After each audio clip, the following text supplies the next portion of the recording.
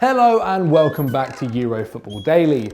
And with deadline day across Europe fast approaching, we've decided to profile 5 of the best continental transfers from that sacred day. 5. Lo Celso. At the time of writing, Giovanni Lo Celso hasn't made his debut for Spurs, following his loan move from Real Betis, and it would therefore be ridiculous to include the 23-year-old's lily-white switch on this rundown. But his temporary transfer wasn't the 19-capped Argentine's first on deadline day, having joined Real Betis on loan for PSG 12 months earlier. It was slightly surprising the Parisian outfit were willing to let the midfielder leave, after he looked to be establishing himself, having contributed 7 goals in 33 Ligue 1 games during the 17-18 season. But Tuchel's loss was Real Betis' gain, as Lo Celso was the fulcrum of a side that claimed scalps over Sevilla, Barcelona, Atletico and Real Madrid, and looked set to challenge for European football before a late season fade saw them finish 10th. Whilst Lo Celso had played deeper in Paris, with his 3.9 tackles per 90, the most in the squad during his final campaign, in Spain he was unleashed further forward, to devastating effect. Playing in a number 10 role saw him score 9, the most in the squad, and assisted 4, with his expected goals and assists improving from 0.3 per 90 to 0.5 last campaign. These are great numbers for a player solely responsible for creating and getting on the end of chances. But Lo Celso was also key to Betis' ball retention and progression, with over 44 passes a game and 2 completed take-ons per 90. Lo Celso's loan spell was not only incredibly fruitful on the pitch, but also to the Seville-based club's finances. In an effort to balance their books with FFP watching, PSG agreed to sell the 5'10" midfielder for just €22 million in April 2019. And if Spurs finished in the top 4 this season, the Lily Whites have an obligation to buy him for €65 million, turning a ridiculous profit for Betis and financing their fee paid for Nabil Fekir. What a deal for the club. 4. Kylian Mbappe.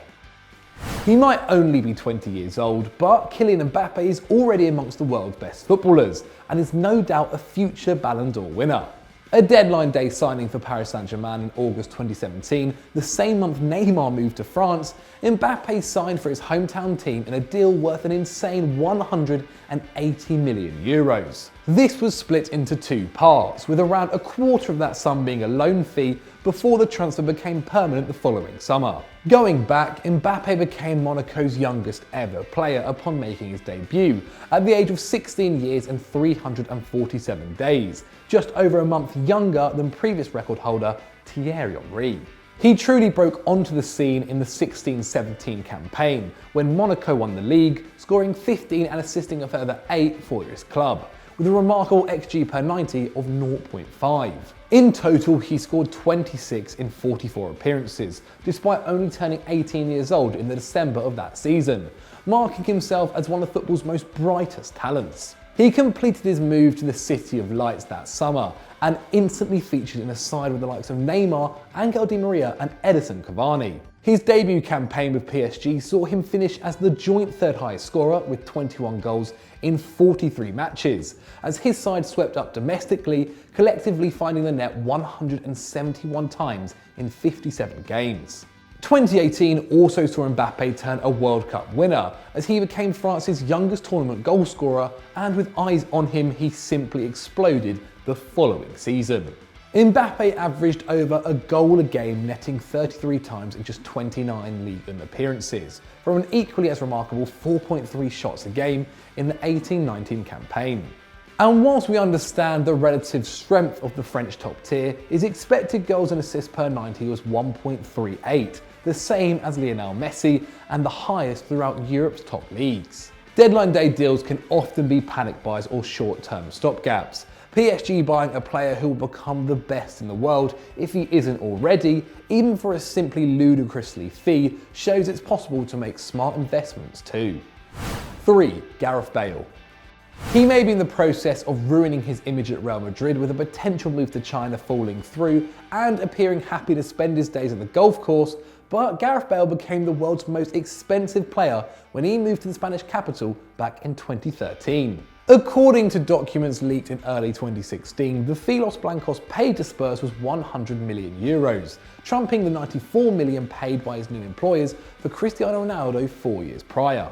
Developing from a fullback into an attacking winger under Harry Redknapp's tutelage, signified by his changing shirt number from 3 to 11, Bale's breakout season came in one preceding his deadline day deal.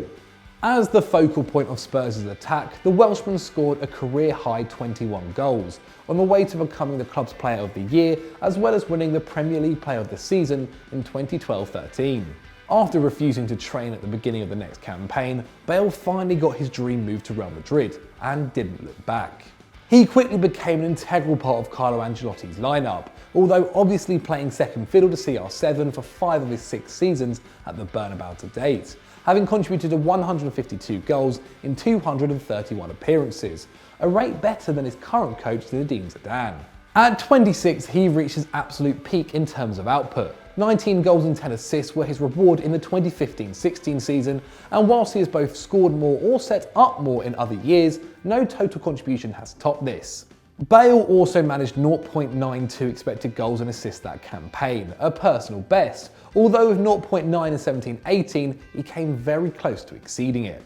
In October 2016, Real Madrid awarded Wales his top goalscorer with a contract that reflected how important he was, worth a reported £150 million over 6 years, or $600k a week. Essential to the side that won 4 Champions League trophies, including 3 in a row between 2016 and 2018, there's no doubting the impact Bale had at Madrid, even if now he's not looked upon too fondly. 2. Ronaldo. Everybody knows about the greatness of Ronaldo. 2-time World Cup winner, 2-time Ballon d'Or winner, twice the world's most expensive player, and behind just Pele in the list of Brazil's top scorers. By the age of 23, Il Fenomeno had already netted over 200 goals for both club and country. So when Real Madrid signed him at the age of 26, he was already well on his way to becoming a legend. It is often forgotten that when Vicente del Bosque signed the Brazilian in August 2002, Los Blancos only submitted the paperwork to complete the €46 million deal minutes before the midnight deadline. His injury problems were well documented, having played just 24 games across the last 3 seasons for Inter Milan. But that didn't stop Florentino Perez adding to his Galactico project. When his debut finally came, he did what everyone hoped he would, scoring twice, the first within a minute of coming on as a substitute. Despite spending 5 seasons in the Spanish capital, Ronaldo only won La Liga once, that being in his first campaign. But that was by no means the end of his success with the club. 2003-04 was statistically his best in a Madrid shirt, scoring the most he had done in a single campaign for 6 years with 24 league goals. This was enough to net him the Pichichi Award, his second following his Barcelona days. One lasting memory he gave the Madristas came in the derby versus Atletico Madrid that year. His goal came after just 14 seconds, the fastest in the fixture's history. All in all, Ronaldo scored 104 goals in 177 games for Los Blancos, ending each of his full seasons with the club as their top scorer. In addition to that, he became just the 5th foreign player to net a century of goals for Real, after Di Stefano, Puskas, Sanchez and Zamorano. Commended by many former teammates at the Bernabeu as the best footballer they'd ever played with, including current boss Zinedine Zidane, Madrid certainly reaped the benefits of pushing through the transfer in the dying moments of the transfer window. 1. Alessandro Nesta. During the final few days of August 2002, AC Milan were desperately trying to sign Parma's Fabio Cannavaro, fresh from shining at the World Cup. In the end, Cannavaro ignored the interest of both AC and Juventus, and made the shock decision to sign for Inter Milan, who had gone 13 years without a Scudetto. That meant with hours to go until the window slammed shut, AC Milan were desperately searching for a centre-back, eventually going for Lazio's then 26-year-old Alessandro Nesta for €23 million. In order to properly analyse the impact of this move, it's important to provide the context around it. Back then, AC Milan were far from the beast they were to become, having won 1 title in the previous 5 years, finishing outside the top 4 in 3 of those seasons. The 2001-02 campaign saw AC finish a massive 16 points behind champions Juventus in 4th, which was remarkably 10 points better off than the gap to Roma the previous season. Fed up with this relative mediocrity, Italian Premier Silvio Berlusconi decided to get his checkbook out in a big way. The Rossoneri spent close to €70 million on 5 different players, including Nesta and Seedorf, as well as bringing in Barcelona-style Ronaldo on a free. Their impact was immediate, as Milan won 6 trophies in 5 years, including a league title and 2 Champions Leagues.